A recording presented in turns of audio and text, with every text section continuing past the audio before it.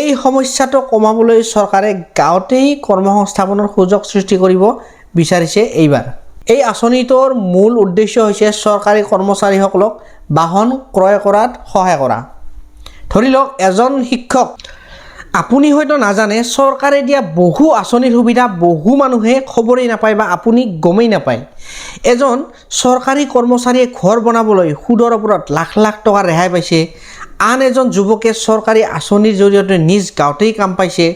কিছু পৰিয়ালে বিনামূলীয়া খাদ্য আঁচনিৰ সহায়ত সন্তানক পঢ়ুৱাব পাৰিছে। কিন্তু আচৰিত কথাটো হ'ল এই সুবিধাবোৰৰ অধিকাংশ মানুহেই সম্পূৰ্ণ তথ্য নাজানে বা আপুনিও এই আঁচনিবিলাকৰ বিষয়ে নাজানে। তো আজিৰ এই ভিডিঅ'ত মই আপোনালোকক ক'ম এনে কেইবাটাও চৰকাৰী আঁচনিৰ কথা যিবোৰে আপোনাৰ বা আপোনাৰ পৰিয়ালৰ জীৱন সম্পূৰ্ণ সলনি কৰিব পাৰে। কি আঁচনিত কিমান লাভ, কোনে আবেদন কৰিব পাৰিব আৰু কেনেকৈ এই সুবিধা ল'ব পাৰিব, সকলো কথা আজি সহজ ভাষাত মই উদাহৰণসহ আপোনালোকক বুজাই দিম। গতিকে ভিডিঅ'টো একেবাৰে সম্পূৰ্ণ শেষলৈকে চাই থাকিব। যদি ভিডিঅ'টো ভাল লাগে তেনেহ'লে ভিডিঅ'টো লাইক কৰি দিব আৰু যদি চেনেলটোলৈ প্ৰথমবাৰৰ কাৰণে চাই আছে তেনেহ'লে মোৰ চেনেলটো আপোনালোকে ছাবস্ক্ৰাইব কৰিবলৈ নাপাহৰিব। কাৰণ এনেকুৱা ধৰণৰ ইম্পৰ্টেণ্ট আৰু ইনফৰ্মেটিভ ভিডিঅ' মই আপোনালোকৰ কাৰণে সদায় লৈ আহোঁ। গতিকে ভিডিঅ'টো এতিয়া আৰম্ভ কৰোঁ। তো প্ৰথমে আহোঁ গ্ৰামাঞ্চলৰ নিয়োগ আঁচনিলৈ। প্ৰথমে আহোঁ আমি গাঁও অঞ্চলৰ নিয়োগ আঁচনিলৈ। অসম চৰকাৰে শেহতীয়াকৈ গাঁও অঞ্চলত নিবনুৱাসকলৰ বাবে উলিয়াইছে নতুন এটা আঁচনি। সেই আঁচনিটো হ'ল VB গ্ৰাম জি নামৰ এক নতুন আঁচনি। এই আঁচনিটো আৰম্ভ কৰাৰ সিদ্ধান্ত লৈছে চৰকাৰে। এতিয়া প্ৰশ্ন হ'ব পাৰে এই আঁচনিখন কিয় প্ৰয়োজন বা এই আঁচনিটো উলিয়াৰ কাৰণ কি? তো অসমৰ বহু গাঁৱত কৃষি কাৰ্যৰ বাহিৰে বছৰটোৰ সকলো সময়ত কাম নাথাকে। বহু যুৱক কামৰ সন্ধানত গুৱাহাটী, ডিব্ৰুগড় বা আনকি অন্য ৰাজ্যলৈ যাবলগীয়া হয় কামৰ সন্ধানত। এই সমস্যাটো কমাবলৈ চৰকাৰে গাঁৱতেই কৰ্মসংস্থাপনৰ সুযোগ সৃষ্টি কৰিব বিচাৰিছে এইবাৰ। ধৰি লওক এজন কৃষক পৰিয়ালৰ সদস্য, ধান খেতিৰ সময়ত তেওঁ কাম আছে, ধান ৰুব, ঠিক আছে, ধান কাটিব, সেইখিনি সময়ত তেওঁলোকৰ কাম আছে। কিন্তু বাকী কেইমাহ তেওঁ নিয়মীয়া উপাৰ্জনৰ উৎস নাপায়। বাকী কেইমাহ তেওঁ কি কৰিব? এই আঁচনিৰ অধীনত, যিটো মই আঁচনি আপোনালোকক এতিয়া কৈ আছোঁ, এইটো আঁচনিৰ অধীনত তেওঁ গাঁৱৰ পথ নিৰ্মাণ, পুখুৰী খনন, বান্ধৰ মেৰামতি বা কৃষি সম্পৰ্কীয় উন্নয়নমূলক কামত অংশগ্ৰহণ কৰি মজুৰি লাভ কৰিব পাৰিব। ইয়াৰ অৰ্থ হৈছে গাঁও এৰি নগৰলৈ যাব নালাগে, নিজৰ অঞ্চলতে কাম আৰু আয় দুয়োটাই পাব। মানে ৰাতিৰ সাঁজ তেওঁ ঘৰত একেলগে খাব পাৰিব। তাৰে পিছৰ খবৰটো হৈছে DA বৃদ্ধি। চৰকাৰী কৰ্মচাৰীৰ বাবে কি লাভ? DA বহুতেই বুজি নাপায় যিসকলে চৰকাৰী কাম নকৰে। তো মই আপোনালোকক এতিয়া কৈ আছোঁ DA বৃদ্ধি চৰকাৰী কৰ্মচাৰীৰ বাবে কি লাভ হ'ব এই DA বৃদ্ধিৰ ফলত। শেহতীয়াকৈ অসম চৰকাৰে চৰকাৰী কৰ্মচাৰী আৰু পেঞ্চনাৰসকলৰ মহাৰ্ঘ ভাত্তা বা DA 60% শতাংশলৈ বৃদ্ধি কৰিছে। এতিয়া বহুতে ভাবিব DA মানে কি?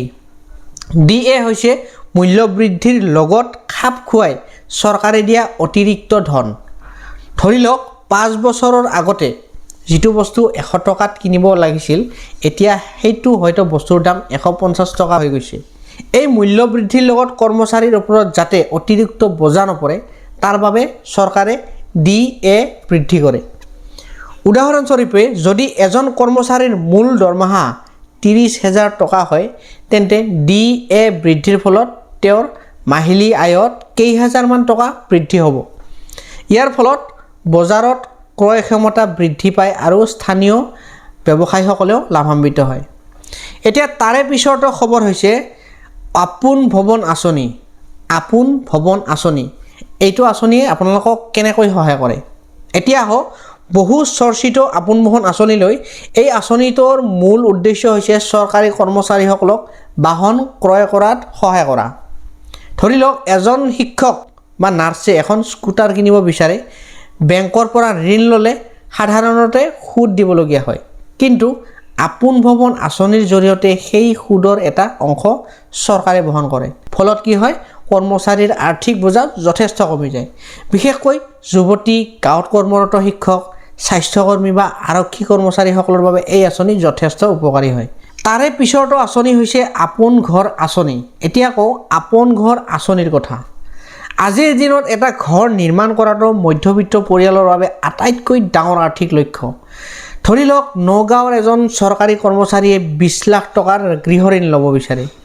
সাধাৰণ অৱস্থাত ঋণৰ ওপৰত যথেষ্ট সুদ দিব লাগিব, কিন্তু আপোন ঘৰ আঁচনিৰ অধীনত চৰকাৰে সুদৰ ওপৰত বিশেষ ৰেহাই দিয়ে। ফলত মাহিলী কিস্তিৰ বজা কমে আৰু বহু পৰিয়ালৰ নিজৰ ঘৰ নিৰ্মাণৰ সপোন পূৰণ কৰিব পাৰে। এতিয়া আহোঁ তাৰে পিছৰটো আঁচনিলৈ, বিনামূলীয়া খাদ্য আঁচনি। এতিয়া পিছৰ খবৰটো হৈছে বিনামূলীয়া খাদ্য আঁচনি। এইটো কিয় গুৰুত্বপূৰ্ণ? দেশত এতিয়াও বহু পৰিয়াল আছে যিসকলৰ নিয়মীয়া আয় অতি কম। এই পৰিয়ালসমূহৰ বাবে বিনামূলীয়া চাউল আঁচনি অত্যন্ত গুৰুত্বপূৰ্ণ। ধৰি লওক এজন দৈনিক মজুৰি কৰা ব্যক্তি মাহিলী আয় 8,000 পৰা 10,000 টকাৰ ভিতৰত। তেওঁ যদি মাহে 20-25 কিলোগ্ৰাম চাউল বিনামূলীয়াকৈ লাভ কৰে, তেন্তে পৰিয়ালটোৰ খাদ্য ব্যয় যথেষ্ট হ্ৰাস পায়। সেই সঞ্চিত ধৰণে তেওঁ সন্তানৰ শিক্ষা, চিকিৎসা বা আন প্ৰয়োজনীয় কাম কৰিব পাৰে। সেয়েহে এই আঁচনিসমূহ কেৱল খাদ্য বিতৰণ নহয়, সামাজিক সুৰক্ষাৰো অংশ।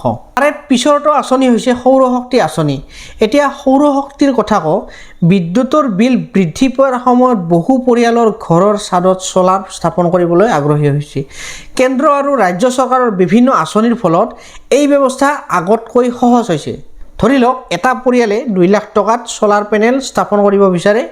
যদি চৰকাৰৰ পৰা 1,30,000 বা 1,40,000 টকাৰ ছাবচিডি পায়, তেন্তে খৰচ বহুখিনি কমি যায়। তাৰপিছত 20-25 বছৰ ধৰি কম খৰচত বিদ্যুৎ ব্যৱহাৰ কৰিব পাৰে।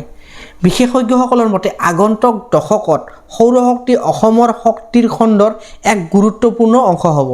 তাৰে পিছৰ খবৰটো হৈছে শিক্ষাৰ্থীৰ বাবে চৰকাৰী সুবিধা। শিক্ষাৰ ক্ষেত্ৰতো চৰকাৰে বিভিন্ন পদক্ষেপ লৈছে, যেনে NEET, JEE, CEE আদি পৰীক্ষাত অংশগ্ৰহণ কৰা শিক্ষাৰ্থীসকলৰ বাবে স্বচ্ছ আৰু ন্যায়সংগত ব্যৱস্থা নিশ্চিত কৰাৰ ওপৰত গুৰুত্ব দিয়া হৈছে। ইয়াৰ উপৰিও ছাত্ৰ ছাত্ৰীসকলৰ বাবে বৃত্তি, বিনামূলীয়া পাঠ্যক্ৰম, চাইকেল বিতৰণ, হোষ্টেলৰ সুবিধা আদি আঁচনি অব্যাহত আছে। এই সুবিধাসমূহৰ ফলত বহু দৰিদ্ৰ পৰিয়ালৰ সন্তানে উচ্চ শিক্ষা গ্ৰহণ কৰাৰ সুযোগ লাভ কৰিছে। চৰকাৰী আঁচনিসমূহৰ সফলতা কেৱল কাগজত লিখা ঘোষণা নহয়। সফলতা তেতিয়াহে আহে যেতিয়া এজন কৃষকে কাম পায়, এজন যুৱকে চাকৰি পায়, এজন শিক্ষাৰ্থীয়ে পঢ়া শুনাৰ সুযোগ পায় আৰু এজন পৰিয়ালে নিজৰ ঘৰ গঢ়িব পাৰে। সেয়েহে আঁচনিসমূহৰ বিষয়ে জানক, নিজৰ যোগ্যতা পৰীক্ষা কৰক আৰু চৰকাৰী সুবিধা লাভৰ বাবে আবেদন কৰক। এই আছিল চৰকাৰ আৰু আঁচনি সম্পৰ্কীয় আমাৰ বিশেষ আলোচনা। গতিকে আজিৰ ভিডিঅ'টো এইখিনি আছিল। যদি ভিডিঅ'টো ভাল লাগিল তেনেহ'লে ভিডিঅ'টো লাইক কৰি দিব, আৰু যদি চেনেলটোলৈ প্ৰথমবাৰৰ কাৰণে আহিছে তেনেহ'লে মোৰ চেনেলটো আপোনালোকে ছাবস্ক্ৰাইব কৰি দিবলৈ নাপাহৰিব, কাৰণ এনেকুৱা ধৰণৰ ইম্পৰ্টেণ্ট আৰু ইনফৰ্মেটিভ ভিডিঅ' মই আপোনালোকৰ কাৰণে সদায় লৈ আহোঁ। গতিকে আজিলৈ ধন্যবাদ, লগ পাম নেক্সট ভিডিঅ'ত।